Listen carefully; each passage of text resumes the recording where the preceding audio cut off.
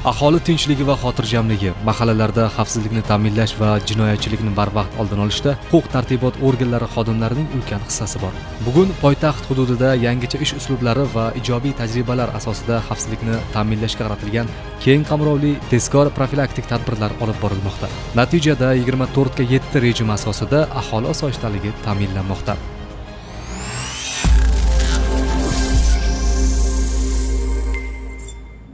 Bugungi kunda respublikada mahallalarda jinoyatchilikni jilovlash, uni oldini olish bo'yicha bir qator ishlar amalga oshirilmoqda. Yurtboshimiz tomonidan 27-yanvarda ichki ishlar idoralarida o'tkazilgan yig'ilishda bir qator aniq vazifalar berdi. Mahallalarda jilovlash, ular bilan maqsadli ishlash, aniq mezonlar ishlab chiqish kerakligi bo'yicha topshiriqlar berilgan edi. Barcha viloyatlarga respublikaning vazir o'rinbosarlari, departament va xizmat rahbarlaridan mas'ullar biriktirildi. Toshkent shahrida ham har bir shahar tumanga tegishli vazirliklarning vazir va vazir o'rinbosarlari jinoyatchilikni jilovlash bo'yicha mas'ul etib belgilandi. Respublikada birinchi vazifa qo'ydiki, profilaktika inspektorlarini bugungi kunda bilimi yetishmayotganligi, bugungi kundagi kiber jinoyatchilik, bu genofonga qarshi kurash, narko jinoyatchilik, yangi kirib kelayotgan jinoyatchiliklar bo'yicha profilaktika inspektorlarining bilimi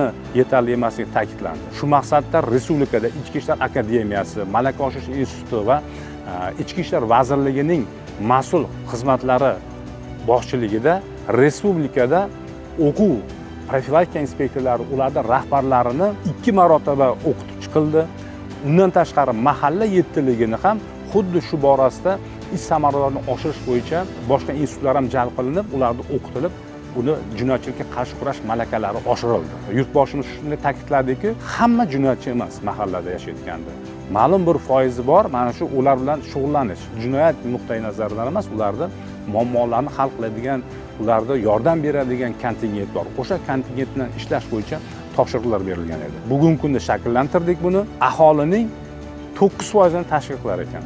Ro'yxatlarni shakllantirib mahallada profilaktika inspektori mahalla yettiligi boshchiligida o'sha ro'yxatdagi shaxslarni ularga ijtimoiy yordam berish, ular bilan profilaktik suhbat o'tkazish va ularda muammolarni bartaraf etish bo'yicha ishlarni amalga oshirilmoqda. Har qanday huquqbuzarlikni oldini olishda eng asosiy va samarali bo'g'in bu mahalla profilaktikasidir. Chunki mahalla jamiyatning eng quyi, ammo eng ta'sirchan tizimi hisoblanadi. Ayni shu yerda inson tarbiyasi, oilaviy muhit, qo'shnichilik munosabatlari va ijtimoiy nazorat shakllanadi. Mahallada olib borilayotgan profilaktik ishlar huquqbuzarlik sodir etilgandan keyin emas, balki uning ildiziga yetib borishga qaratilgan.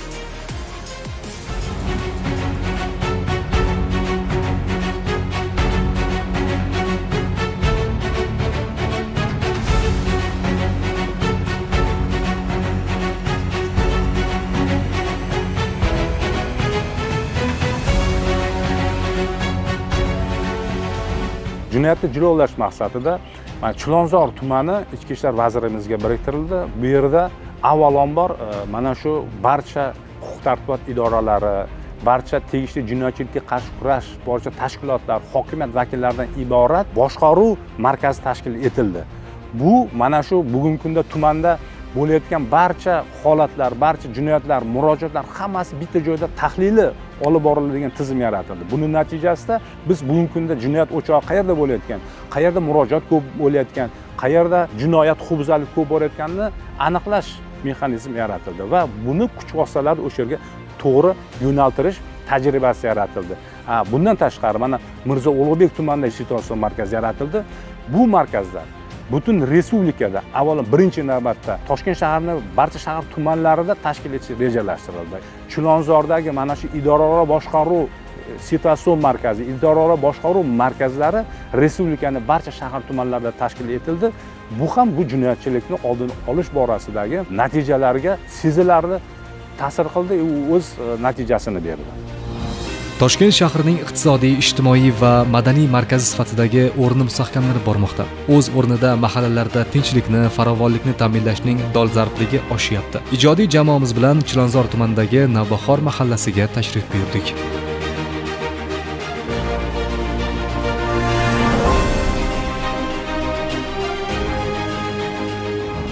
Biz bizning hududimiz aholimizga hujum, Chilonzor metromiz atrofida shunaqa kriminagen zonalarimiz bor edi. O'shalarni ancha hozir tartibga keltirildi. Ichki ishlar vazirligi tomonidan bizga biriktirilgan xodimlar, profilaktika nozirlari, mahallamiz yettitigi bilan birgalikda yangi o'zgarishlar qilindi. Avval 3 yilgacha biz qizil hududda turganmiz. Endi hozir qizil hududdan sariqqa o'tdik, yil oxirigacha shu holatda ushlab turish masalasini ko'targanmiz. Prezidentimizni 26-yilda 5-yanvarda chiqqan qarorlari bo'yicha yo'l xaritalar tuziladi. Har bir chorakda tuzilgan yo'l xarita bo'yicha aholini o'rgangan holda, xonadonlarni o'rgangan holatimizda har bitta xonadon fuqarosigacha kirgizib qo'yildiki, o'shalar bilan ishlash, yoshlar bilan ishlash, ichkilikka ruju qo'ygan, yo'l xaritamizga kiritib, o'shalar bilan albatta mana shu profilaktika nozirlarimiz, xotin-qizlarimiz, ijtimoiy xodim, yoshlar hammamiz birgalikda ishlaymiz. Bizda jamoatchilik nazoratimiz yo'lga qo'yilgan, har bitta yo'lakka o'rnatilgan kameralarimiz bu narsalarni belgilashda, o'shalarni aniqlashda bizga juda katta yordam beradi. Toshkent shahrida xavfsiz muhitni shakllantirish hamda jamoat xavfsizligini samarali ta'minlash bo'yicha namunaviy amaliyotni yaratish chora-tadbirlari yuzasidan poytaxt hududidagi mahallalarda jinoyatchilikka qarshi kurashish, huquqbuzarliklarni barvaqt oldini olishga qaratilgan tadbirlar bo'lib o'tmoqda. Bu borada poytaxtimizning Chilonzor tumani mahallalarida qilingan ishlar barcha hududlarga namuna bo'lmoqda desak, yanglishmagan bo'lamiz. Yangi mexanizm yo'lga qo'yildi. Respublikada muammosi bor oilalar bilan ishlash tajribasi yaratildi. Bunda 2 bosqichli yarashuv tizimi joriy qilindi. Bu birinchi bosqichda shu nizosi bor oilalar, nizosi bor shaxslar, qo'ni-qo'shni, boshqa shaxslarda bilan ro'yxatlari shakllantirilib, birinchi mahalla yettitligini komissiyasida o'rganiladi. Ular bartaraf etilmaydigan, ular kuchi yetmaydigan masalalarni tuman komissiyasiga chiqib, tuman komissiyasida hokim o'rinbosari boshchiligida ularning muammolarini bartaraf etish tizimi yaratildi. Barcha jinoyat o'chog'i bo'layotgan joylar hammasi tahlil qilinib, o'sha jinoyat o'chog'i bor joylarga barcha kuch vositalar yaqinlashtirildi. Post patrul xizmatlari yo'nalishi, Milliy gvardiya yo'nalishlari qayta ko'rib chiqilib, jinoyat o'choqlariga qayta taqsimlandi. Bular o'sha jinoyat o'chog'i bo'layotgan joylarni kameralashtirish, ularni nazorat qilish tizimlari yaratildi. Shuning natijasida bugungi kunda jinoyatlarimiz respublikada oldini olishi mumkin bo'lgan, mahallada oldini olish mumkin bo'lgan jinoyatlarimiz sezilarli kamayishga erishildi. Bugungi kunda aholi orasida jinoyatchilikni oldini olish, unga qarshi kurashda turli texnik vositalar, innovatsion qurilmalardan ham keng foydalanilmoqda. So'z tashvish tugmalari, ovoz kuchaytiruvchi karnaylar shular jumlasidandir. Jinoyatchilikni oldini olish va fuqarolarning xavfsizligini ta'minlash maqsadida qo'riqlash xodimi bilan so'z tugmalari o'rnatilgan. Bu so'z tugmalar bosganimizda 3 daqiqa ichida qo'riqlash xodimlari yetib keladi. Bu so'z tugmadan mahalla hududi bo'ylab 12 ta o'rnatilgan. Keling mana bir tekshirib ko'rish uchun so'z tugmasini ishlatib ko'ramiz. Soatimizga qaraymiz. Hozir soatimiz 11:18. Mana bosamiz. Fuqarolarni xavfsizlikni ta'minlash maqsadida qancha tez kelishini sinab ko'ramiz biz.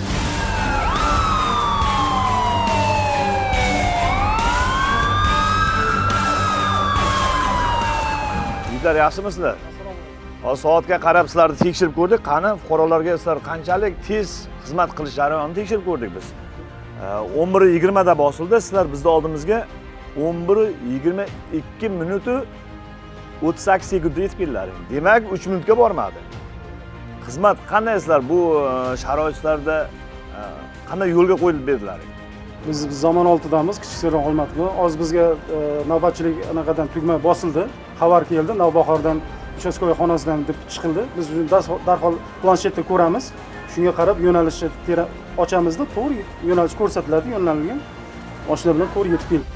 Demak, fuqarolarga o'z vaqtida yordam bera olamiz, to'g'rimi? Sizlarga katta rahmat xizmatlaring uchun. Jamoat xavfsizligini ta'minlash, jinoyatchilikka qarshi kurashish, huquqbuzarliklar va jinoyatchilikni barvaqt aniqlash maqsadida Chilonzor tuman hokimligida idoralararo tezkor shtab tashkil etilib, zaruriy sharoitlar yaratildi. Xususan, 55 ta mahallalarda 55 nafar ichki ishlar mas'ul xodimlari hamda 21 ta eng og'ir mahallaga vazirlik sohaviy xizmatlari rahbarlari biriktirildi. Mahallalarda amalga oshirilgan ishlarni kunlik baholab borish maqsadida 16 ta yo'nalish bo'yicha 219 ta pozitsiyadan iborat ish samaradorligi ko'rsatkichlari ishlab chiqildi. Barcha mahallalarning o'zida kriminagen vaziyatni real vaqt rejimida kuzatish imkonini beruvchi elektron geoinformatsion xaritalar ishlab chiqilib, amaliyotga tatbiq etildi. 4 ta mahallada bir-biriga yaqin mahallalarni qamrab oluvchi ma'muriy ishlarni sudlar tomonidan onlayn ko'rib chiqish tizimi yo'lga qo'yildi. Istalgan dori vositasini giyohvandlik, psixotrop moddalar ro'yxatida turishini tezkor aniqlash imkonini beruvchi psixotrop Telegram boti yaratilib, Chilonzor tumanida tajriba sinov tariqasida ishga tushirildi. Amalga oshirilgan chora-tadbirlar natijasida joriy yilning o'tgan 5 oyi mobaynida oldini olish mumkin bo'lgan jinoyatlar 13% ga kamayishiga erishildi. Ko'cha va jamoat joylarida sodir etilgan jinoyatlar 20 taga kamaydi. Tuman aholisidan xalq nazorati platformasi orqali turli masalalarda kelib tushgan murojaatlarning 93% ijobiy hal etildi. Turli masalalarda nizolashib yurgan 206 ta oila murosaga keltirilib, ajrim yoqasidagi 176 ta oilalar yarashtirildi. 47 nafar tajovuzkor ruhiy kasal, 9 nafar giyohvand va 11 nafar ichkilikka ruju qo'yganlar majburiy davolanishga joylashtirildi. 8431 nafar ishsizlar bilan doimiy ishlash natijasida tumandagi ishsizlik darajasi 3.1% ga tushishiga erishildi. Shahrimizning Chilonzor tumanida jamoat xavfsizligi va yo'l harakati xavfsizligini ta'minlash bo'yicha 5 ta kvadratga bo'lgan holda ishlash tizimi yo'lga qo'yilib, qo'shimcha vazirlikning alohida yo'l patrul xizmati otryadining 21 nafar xodimi mahallalarga biriktirildi. Chilonzor tumanida eng fuqarolar gavjum joylardan biri bo'lmish Dehqon bozori oldida metro atroflarida jamoat tartibini saqlaymiz. Metropoliten xodimlari bilan hamkorlikda xizmat tashkillashtirganmiz. Milliy gvardiya va qo'riqlash xizmatlari bilan hamkorlikda xizmat tashkillashtirganmiz. Ilgarilari jinoyatlar ko'proq bo'lardi. Hozir ancha qisman kamaygan. Nimadir holat bo'ladigan bo'lsa, o'z vaqtida yetib borish uchun mana maskanlarimiz qurib bitkazilgan. Maskanlarimizda 24 soat xodimlar kun-tun xizmatida ko'ngilsiz hodisa ro'y beradigan bo'lsa yoki nimadir bo'ladigan bo'lsa, fuqarolarga zudlik bilan yordam berish imkoni yaratilgan. Barcha mahallalarda mahalla targ'ibotchisi guruhi shakllantirildi. Ularga 687 nafar mahalla faollari jalb etilib, jabrlanishdan ogohlantiruvchi 213 mingdan ortiq targ'ibot materiallari bilan ta'minlandi. Shu bilan birga jamoat xavfsizligini ta'minlashga qo'shimcha 667 nafar kuch vositalar, xususan Ichki ishlar akademiyasi magistraturasining 56 nafar tinglovchisi, dual ta'lim tizimi asosida 396 nafar kursant jalb qilindi. 3 bosqichli patrullik yo'nalishlariga jami 137 ta post patrul xizmati inspektorlari ajratildi. Hozirgi kunda men O'zbekiston Respublikasi Ichki ishlar vazirligi akademiyasining 2-bosqichini tamomladim. Biz hozirda O'zbekiston Respublikasi Ichki ishlar vazirining 440-sonli buyrug'iga asosan O'zbekiston Respublikasi Ichki ishlar vazirligida dual ta'lim tizimi tashkil etilgan bo'lib, akademiya kursantlarini O'zbekiston Respublikasi Ichki ishlar vazirligi akademiyasida haftaning 4 kunida nazariy bilimlarni egallab, qolgan 2 kunida esa biz Toshkent shahrining barcha ichki ishlar organlari sohaviy xizmatlari bilan birgalikda amaliy ko'nikmalarni hosil qilish maqsadida tashkil etilgan. Biz hozirgi kunda ta'lim jarayoni tugaganligi sababli ish o'rganish malakaviy amaliyotidamiz. Hozirgi kunda jinoyatchilikka qarshi kurashish, huquqbuzarliklarni oldini olish maqsadida bevosita shu profilaktika inspektorlari bilan birgalikda kursantlar ishtirok etmoqdamiz. Bu ishtirokimiz bizni kelgusida bevosita shu ichki ishlar organlari tizimiga yetuk hamda professional kadr bo'lib yetishimiz uchun zamin yaratadi. Ayollarning tazyiq va zo'ravonlikka uchrashi masalasiga ham davlat darajasida e'tibor qaratilmoqda. Afsuski, mahallalarda ham bunday holatlar ba'zan uchrab turibdi. Ammo ularga qarshi kurash olib borilishi natijasida kamayib borayotganining guvohi bo'lmoqdamiz.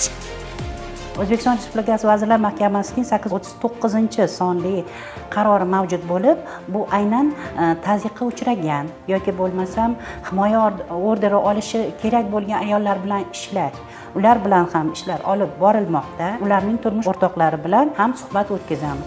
Bu albatta profilaktika inspektorlari bilan birgalikda, hamkorlikda profilaktik tadbirlar o'tkazish bilan olib boriladi. Xotin-qizlar bilan ishlovchi inspektorlar bizga bunda albatta amaliy yordam ko'rsatib, 1 oy muddat ichida himoya orderi beriladi. Agarda turmush o'rtog'i bilan birga yashash davrida biron bir o'zgarishlar bo'lmasa, ya'ni yana tazyiq davom ettiriladigan bo'lsa, 1 yil muddatgacha ularga biz himoya orderi berish amaldagi qonunchilik bo'yicha ko'rsatilgan bo'lib, ular bilan to'g'ridan to'g'ri ishlaymiz.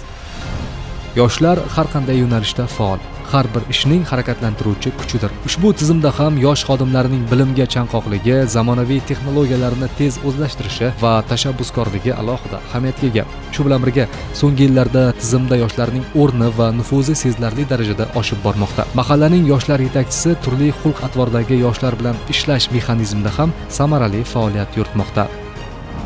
Navbahor mahallasining yoshlari bu yilgi hisobidan oladigan bo'lsak 817 dan tashkil qiladi. Vazirlar Mahkamasining 2025-yil 1-dekabrda qabul qilingan 754-sonli qarorlariga asosan obod va xavfsiz mahalla hududiga nisbatan oladigan bo'lsak, unda bizga yoshlar yetakchilariga 5 ta ustuvor yo'nalish bo'yicha vazifa berilgan. Bugungi kun holatiga bu yil nisbatan profilaktika inspektori nozirlari tomonidan berilgan xulosa 17 tani tashkil qiladi. Bu ishsizlar, maktab bitiruvchisi, qimor va tavakkallikka ruju qo'ygan, spirtli ichimlik, huquqbuzarlikni sodir etishga moyilligi bo'lgan yoshlarimiz kiradi. 3-yo'nalishga keladigan bo'lsa, ya'ni o'sha huquqbuzarlikni sodir etishga moyilligi bo'lgan yoshlar asosan kiradi. 17 ta yoshlarni muntazam ravishda va doimiy va manzilli o'rganish natijasida xulosalar berilgan. Ularni kimdirgadir ish kerak bo'ladi. Ish hokim yordamchisi bilan hamkorlikda hududimizda joylashgan tadbirkorlar bilan suhbatlashib, ish bilan ta'minladik. Qolgan yoshlarimizni o'rganish natijasida ularni sportga jalb qildik. Hududimizda trenajyorning zallarimiz bor, biriktirib sportlarga berganmiz. Bizning hududda 16 ta ko'p qavatli uy bo'lib, ulardan har biriga bittadan volontyor qo'yilgan. Hududlarda, misol uchun, jinoyatchilik qattiqroq bo'layotgan bo'lsa, profilaktika inspektoriga yoki yoshlar yetakchisiga to'g'ridan-to'g'ri murojaat qilish vakolati bor. Bugungi kun holatiga kelib, qalqon yoshlarimiz bor. Ular kechqurun ishdan kelgan, yoshi katta ukalarimiz bor. Ular ishdan kelgan. Men bilan birga o'zini formasida o'sha maishiy shoxobchalar deymiz, dehqon bozori deymiz, umumiy ovqatlanish, gavjum joylarda o'zini ish faoliyatini olib borishadi ular. Ya'ni o'sha ko'zdan chetda nazardan qolgan, misol uchun telefon turgan bo'lsa, telefoningizni olib qo'ying yoki mashinasi ochiq qolgan bo'lsa, mashinangizni yopib qo'ying degan masalalarni ko'tarib, ularga doimiy ko'mak berib kelishmoqda. Maqsad yoshlarni bo'sh vaqtini mazmunli o'tkazish, ishsizlikni bartaraf etish, yoshlar o'rtasida jinoyatchilikni oldini olish masalasida amalga oshirilyapti. Mahallalarda ijtimoiy muammolari mavjud oilalarni aniqlash va ularga amaliy yordam ko'rsatish ham jinoyatchilikni kamaytirishga xizmat qiladi. Ishsizlikni qisqartirish, fuqarolarning huquqiy madaniyatini oshirish va qonunlarga hurmat ruhida tarbiyalash jamiyat barqarorligini mustahkamlaydi. Prezidentimizning 5-yanvar 2026-yil kuni qabul qilingan PQ1 sonli qarorini ijrosini ta'minlash maqsadida hozirda mahallamiz hududiga yuzdan tanib oluvchi kuzatuv kameralari, Face ID kameralari o'rnatilmoqda. Shuningdek, jamoat tartibini saqlash, jamoat xavfsizligini ta'minlash maqsadida aholimiz gavjum bo'lgan joylarga, ya'ni o'sha Chilonzor bekati, Chilonzor metro oldiga jamoat tartibini saqlash maqsadida maskan o'rnatilgan. Shuningdek, fuqarolarning murojaatiga tezkor munosabat bildirish maqsadida jamoat ko'p yig'iladigan joylarga tashvish tugmalari, ya'ni o'sha bevosita profilaktika inspektori bilan bog'lanish tugmalari ham o'rnatilgan. Yuqorida aytib o'tilgan qarori ijrosini ta'minlash maqsadida mahallamiz hududida 2 ta xavfsiz yo'lak, bitta xavfsiz ko'cha tashkil etilgan. Chilonzor tumani Kixay ko'chasi, Chilonzor metro bekatidan Shuhrat chorrahasigacha bo'lgan hududga shu kuzatuv kameralari qo'yildi. Yuzdan tanib oluvchi, qidiruvda bo'lgan yoki jinoyatda gumondor bo'lgan shaxslarni tanib olish maqsadida Face ID kameralari o'rnatilgan. Shuningdek, har bir yo'lagimizga targ'ibot tashviqot bannerlari, ya'ni o'sha jinoyatdan qurbon bo'lmasligi, jinoyatchilikni oldini olish maqsadida fuqarolarimizga tegishli bo'lgan mol-mulklarni ehtiyot qilishlari, oldini olish maqsadida har bir yo'laga axborot bannerlarini ilganmiz. Shuningdek, hududimizda ovozli targ'ibot tashviqot ishlarini amalga oshirish maqsadida karnaylar, kolonka o'rnatilgan. Shuningdek, zamonaviy kuzatuv vositalari, ko'cha yoritgichlari va jamoatchilik nazoratini kuchaytirish ham xavfsizlikni ta'minlashda samarali vositalardan biridir. Fuqarolarning o'z mahallasidagi muammolarga befarq bo'lmasligi, shubhali holatlar haqida tegishli organlarga o'z vaqtida xabar berishi ham muhim ahamiyatga ega. Bugungi kunda Toshkent shahar tajribasi, Toshkent shahrida Qalqon platformasi yaratilgan edi. Bu Qalqon platformasida o'sha jinoyatchilarni aniqlash, qidiruvdagi shaxslarni aniqlash, probatsiya nazoratidagi, ma'muriy nazoratda shaxslarni, cheklov belgilangan shaxslarni aniqlash mexanizmi yaratilgan. U yerda katta situatsion markazi yaratilib, o'shani kunlik nazorat qilib turadigan tezkor harakatlanuvchi, xabar beruvchi guruhlarimiz faoliyat yo'lga qo'yilgan. Bu Qalqon bugungi kunda butun respublikada har bir viloyatni markazlarida xuddi shunaqa sitasion katta markazlar tashkil qilindi. Barcha kameralar o'sha qalqon platformasiga ulanyapti. Aniqlangan zahoti zudlik bilan tezkor guruh o'sha yerga 3 daqiqada yetib borib, o'sha jinoyatchini qidiruvdagi shaxsni qo'lga olish yo'lga qo'yildi va bugungi kunda u qalqon platformasi takomillashtirilmoqda. Huquqbuzarlik, qidiruv, jinoyat qilgan, qurol bilan yurgan shaxslarni aniqlash bo'yicha takomillashtirilmoqda.